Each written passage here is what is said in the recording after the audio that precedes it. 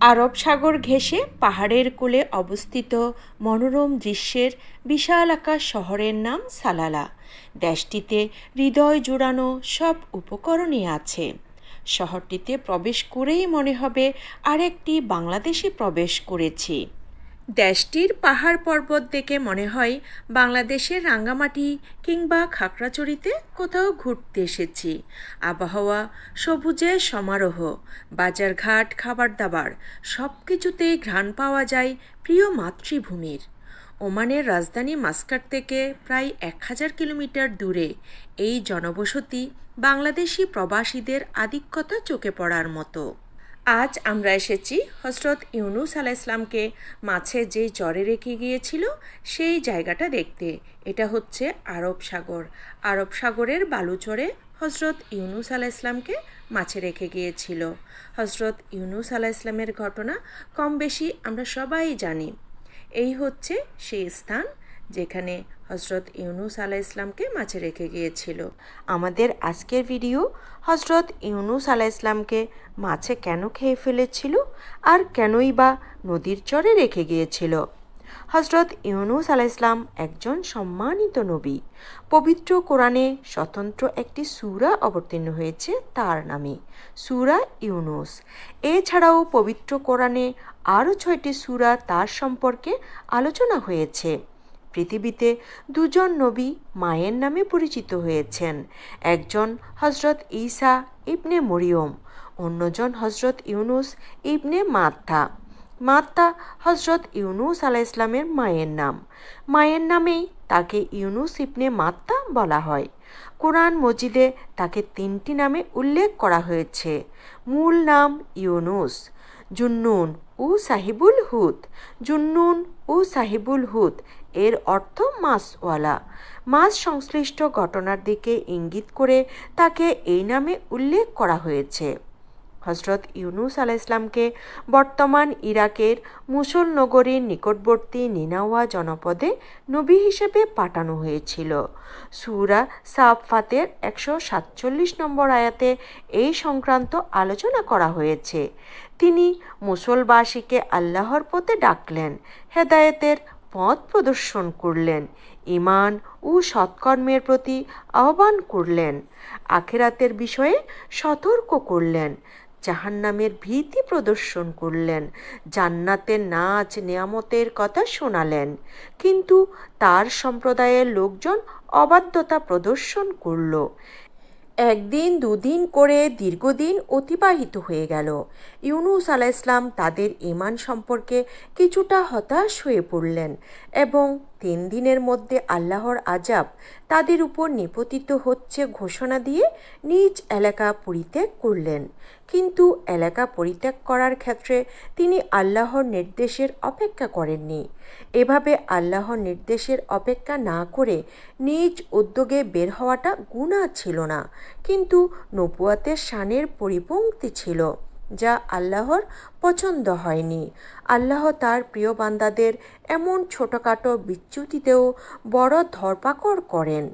হজরত ইউনুস আলাইহিসসালাম এলাকা পরিত্যাগ করার পর লোকজন উপলব্ধি করল যে এবার নিশ্চিত আল্লাহর আযাব চলে আসবে। তাই তারা সবাই মিলে আল্লাহর কাছে তওবা করল। লোকালয় ছেড়ে বন বাদারের দিকে চলে গেল। গবাদি পশু ও শিশুদেরকেও সঙ্গে নিল। সেখানে সবাই এক মনে আল্লাহর কাছে আশ্রয় ও ক্ষমা প্রার্থনা করল। তাদের খাঁটি তওবা ও আকুতি মিনতির কারণে আল্লাহ তাদের উপর থেকে আযাব সরিয়ে দিলেন। এলাকা পরিত্যাগের পর হজরত ইউনুস আলাইহিসসালাম ভাবছিলেন তার সম্প্রদায় হয়তো আল্লাহর আযাবে ধ্বংস হয়ে গেছে। তিনি কল্পনাও করতে পারেননি যে তারা তওবা করে আল্লাহর প্রতি ঈমান নিয়ে আসবে। ফলে তিনি যখন জানতে পারলেন তারা সবাই ঈমান নিয়ে এসেছে, একদিকে তিনি বিস্মিত হলেন, অন্যদিকে ভীত সন্ত্রস্ত হলেন। ভীত হওয়ার কারণ ছিল, তিনি তাদের বলেছিলেন 3 দিনের মধ্যে আল্লাহর আযাব আসবে, কিন্তু তাদের দোয়ার কারণে সে আযাব সরে গিয়েছিল। সুতরাং তারা তাকে মিথ্যাবাদী সাব্যস্ত করে হত্যা করতে পারে। তৎকালে মিথ্যা বলার শাস্তি ছিল হত্যা। এই আশঙ্কায় তিনি স্বদেশে ফিরে না গিয়ে দূর দেশে হিজরতের ইচ্ছে করলেন। এই উদ্দেশ্যে মানুষ বুঝাই একটি নৌকায় চড়ে বসলেন। নৌকা মাছ নদীতে পৌঁছা মাত্র প্রচণ্ড বেগে ঝড় তুফান শুরু হলো। বিশাল বিশাল ঢেউয়ের ধাক্কায় নৌকা ডুবে যাওয়ার উপক্রম হলো। অবস্থা বেগতিক দেখে মাঝিরা বলল, এখানে মালিকের অবাধ্যতা করে কেউ নৌকায় আরোহণ করেছে। মাঝিদের বিশ্বাস ছিল কোনো অন্যায় কাজ করে কেউ নৌকায় আরোহণ করলে এমন পরিস্থিতি হয়। সুতরাং তারা বলল, এমন কেউ থাকলে তাকে নদীতে ফেলে দিতে হবে, তাহলে অন্য যাত্রীরা এই বিপদ থেকে রক্ষা পাবে। তখন যাত্রীদের মধ্যে লটারি দেওয়া হলো। লটারিতে হজরত ইউনুস আলাইহিসসালামের নাম এলো। 3 বার লটারি হলো, প্রতিবার তার নামই বেরিয়ে এলো। হজরত ইউনুস আলাইহিসসালাম নদীতে ঝাঁপিয়ে পড়লেন। ইতোমধ্যে একটি বিশাল দেহী মাছ এসে হজরত ইউনুস আলাইহিসসালামকে গিলে ফেলে। সেই মাছের প্রতি আল্লাহর নির্দেশ ছিল হজরত ইউনুস আলাইহিসসালামের অস্থি মজ্জার যেন ক্ষতি না হয়। সে তার খাদ্য নয়, তার উদর কিছুদিনের জন্য তার বন্দিখানা মাত্র। মাছের উদরে গিয়ে তিনি একটি দোয়া পড়লেন, আল্লাহর কাছে আশ্রয় চাইলেন, ক্ষমা প্রার্থনা করলেন। তিনি বললেন, লা ইলাহা ইল্লা আনতা সুবহানাকা ইন্নী কুনতু মিনাজ জালিমিন, অর্থাৎ হে আল্লাহ, আপনি ছাড়া আমার কোনো ইলাহ নেই, আপনি চির পবিত্র, নিশ্চয়ই আমি নিজের উপর জুলুম করে ফেলেছি। এই দোয়ার বরকতে মাছের পেট থেকে আল্লাহ তাকে মুক্তি দেন, নতুবা মাছের পেটেই তার সমাধি হতো। আল্লাহ তাআলা বলেন, যদি ইউনুস আল্লাহর তাসবিহ পাঠ না করতেন তবে তাকে কিয়ামত দিবস পর্যন্ত মাছের উদরেই থাকতে হতো। কিছুদিন পর মাছ হজরত ইউনুস আলাইহিসসালামকে নদীর তীরে উদ্গীরণ করে দিল। আল্লাহ তাআলা সেখানে তার শারীরিক সুস্থতার জন্য লতা বিশিষ্ট বৃক্ষ উদ্গত করে দেন। আল্লাহ তাআলা বলেন, অতঃপর আমি তাকে এক বিস্তীর্ণ বিজন প্রান্তরে নিক্ষেপ করলাম। তখন তিনি ছিলেন রুগ্ন। আমি তার জন্য এক লতাবিশিষ্ট বৃক্ষ উদ্গত করলাম। হজরত ইউনুস আলাইহিসসালামের ঘটনা থেকে আমাদের শিক্ষণীয় বিষয় হলো, যে কোনো বিপদাপদে আল্লাহর দিকে মনোনিবেশ করা এবং তার আশ্রয় কামনা করা। হাদিস শরীফে আছে, যে কোনো উদ্দেশ্য হাসিলের নিয়তে যদি কেউ লা ইলাহা ইল্লা আনতা সুবহানাকা ইন্নী কুনতু মিনাজ জালিমিন দোয়াটি পড়ে, তবে আল্লাহ তার উদ্দেশ্য পূরণ করে দেন এবং বিপদ থেকে রক্ষা করেন। তিরমিজি 3505।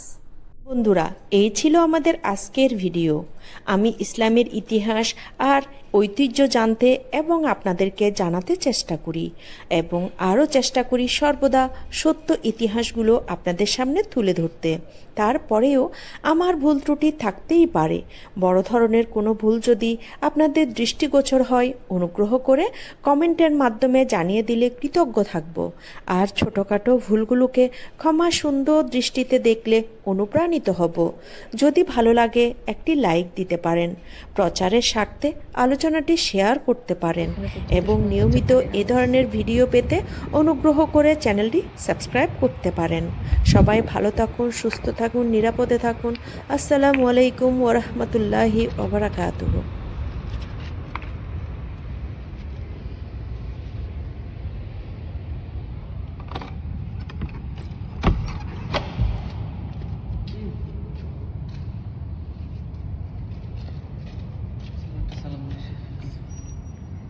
ভিতরে যাও।